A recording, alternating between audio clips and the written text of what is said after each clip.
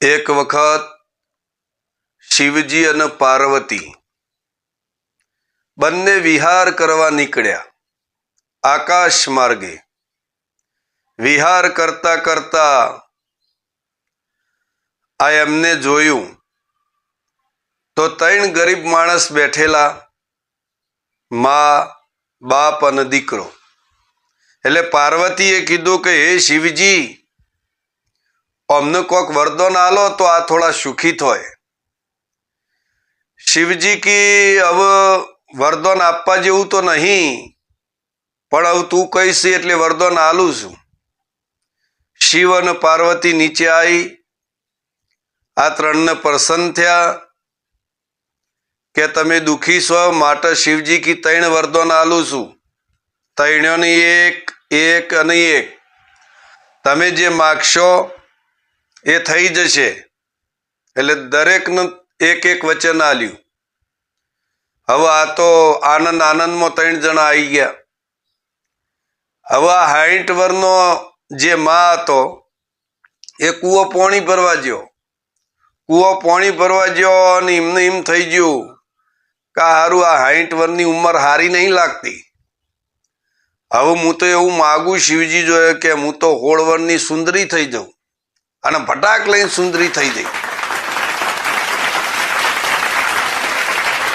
અને સુંદરી થઈ ગયા પછી ત્યાં રાજાની સવારી નીકળે છે. રાજા કે આ સુંદરી તો આપણા રાજ દરબારમાં હોપો. તો રાજાએ તો રોણી બનાવી દીધી. આ પોણી ભરવા ગયો છે ને ડાયરેક્ટ રોણી થઈ ગયો. બાપને બેટો બે હોગસ. એટલે મારું બેટું પોણી ભરવા ગયો તાણનો તો કોઈ અત્તો પત્તો નહીં. અને જ્યારે ઈકણીઓ જાય એટલે 2 બેડો પડ્યો હતો. પછી કોકને કીધું કે આ તો 16 વર્ષની સુંદરી થઈ ગયા અને રાજા ત્યો રાજ દરબારમાં રોણી તરીકે લઈ ગયો. એનો બાપો કે મારે ત્યાં જવું પડશે. અને આ રાજ દરબારમાં જાય છે તો આ તો રોણી થઈને બેઠેલો.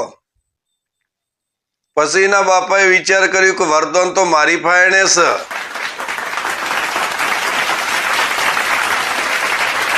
હું એ વરદાનનો યુઝ કરું છું. એને વરદાનનો યુઝ કર્યો કે આ જે રોણી બનેલી છે ને એ ગધેડી થઈ જાય. સાહેબ ફટાક લઈને ગધાડી. પછી રાજા ગધાડીને રાખે ખરી. કુટીને બહાર કાઢી. તારે આ ગધાડીની નો બાપ આવે છે ને એટલામાં બેટો આવે છે કે બાપા હું થયું કે તારી માં રોણી થઈ જઈતી. આ મારા વરદાનથી મેં ગધેડી બનાવી દીધી. એટલે પછી આ છોકરો કે 3જું વરદાન મારું છે કે આપણે જેમ હતા ને એમ થઈ જાય. તો જેવા હતા ને એવા જ થઈ ગયા. એમાં કોઈ ફરક પડે નહીં. વચનનો યુઝ કરતા આવડવો જુઓ. બોલો સતગુરુ ભગવાન કી જય.